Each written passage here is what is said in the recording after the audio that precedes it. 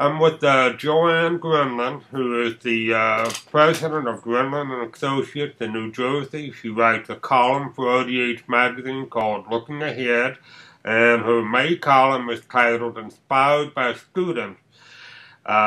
She has worked recently with 3 different dental hygiene education programs and was talking about her experiences with those programs. JoAnn, can you tell us a little bit about, hello, first of all, and can you tell us a little bit about what inspired you about these different groups of students? Sure, Mark. It's great to see you. I'm currently working with students teaching oral pathology at Burlington County College. I also work with students at Montgomery County College. I taught a course for them that was called POHS, but it was an oral medicine course. And I currently teach in the graduate program at Idaho State University, working with students taking an education course and students who are developing a model dental hygiene practice.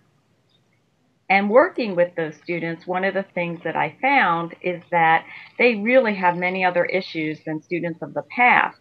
I was out of academia for about 15 years, and back then students focused on themselves. They were college students. Nowadays students are married, have children, trying to raise a family, trying to work part-time or full-time while going to school because of economic considerations attending any dental hygiene program.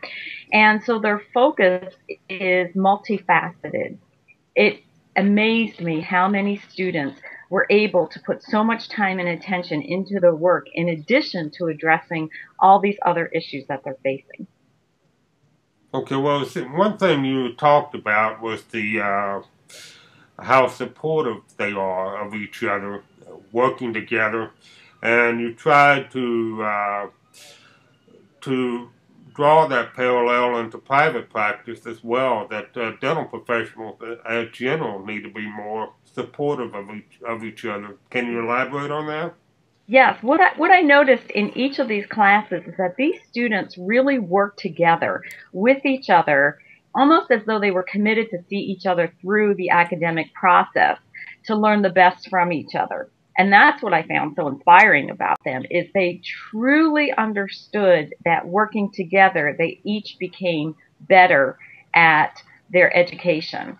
And what I find that's different in practice is students graduate from dental hygiene programs, go out into practice, and tend to work in isolation. They are in their operatories working on their patients, but they don't have that same collegiality among the hygienists in the practice, and they don't have the opportunity to interact regularly with other groups of hygienists to support each other, to say, I just had an interesting case, I wasn't sure how to handle it, or this is what we did, and let's all learn together from working with that particular patient population or that particular case that was so challenging.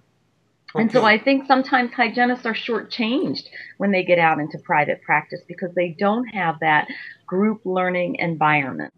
One thing I wanted to ask you about, JoAnn, was the job market. A lot of the dental media, including ODH magazine, we've been publishing articles about how many dental hygiene schools there are and how crowded the marketplace is.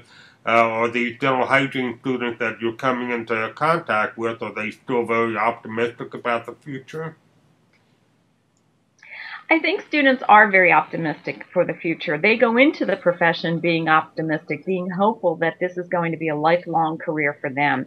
The reality is they may find, however, that if they are just looking at clinical practice, there may be some limits.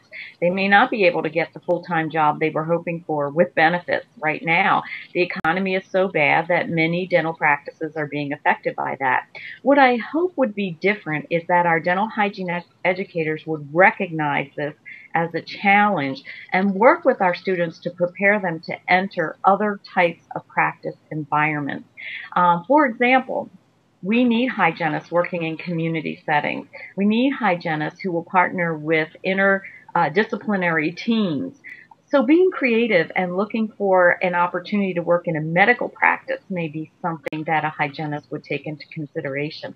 Helping students to see that there are options in sales, in research, in other types of practice settings. And we certainly know that we need more dental hygiene faculty. So encouraging students to continue their education and make a contribution as an educator is something we all need and would look forward to. So I hope that dental hygiene faculty are taking this seriously and working with students and encouraging them to continue their education and to look for these other job opportunities.